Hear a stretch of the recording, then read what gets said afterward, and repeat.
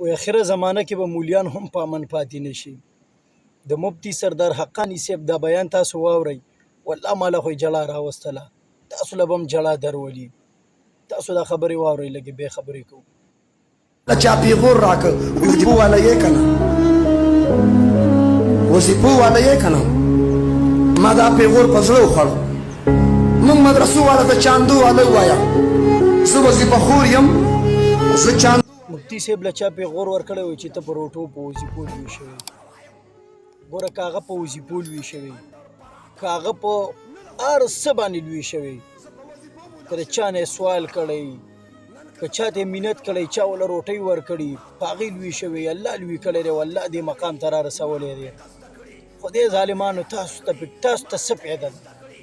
د دې پیغور نه پیدا تاسو ته سره صرف ما ته دا ووایئ چې تاسو ته څه پیدا ده چې ګورو کله مفتیانو پسې نښتي، کله عالمانو پسې نښتي، یو سړی تاسو په حیا کې پرېنښودو.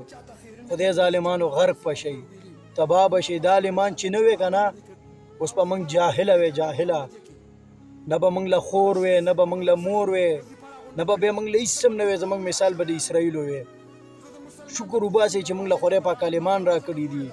که په وظیفو لوی شوی، که په هر څه لوی شوی دی، خو ځان یې داسې مقام ته رسولی، داسې مقام ته چې موږ څه کې موږ څه کې چې غټ غټ خلک هغه ته محتاج دي.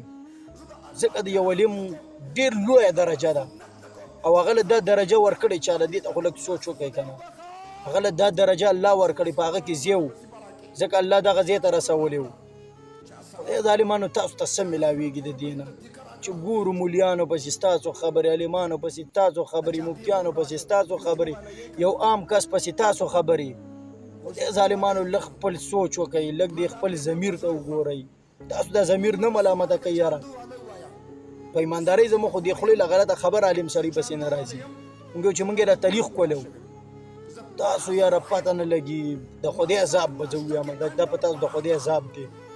کم سړی چې په عالم مولا پسې خبرې کوي، د خدای پاک عذاب دی، نور هېڅ هم نشته دی.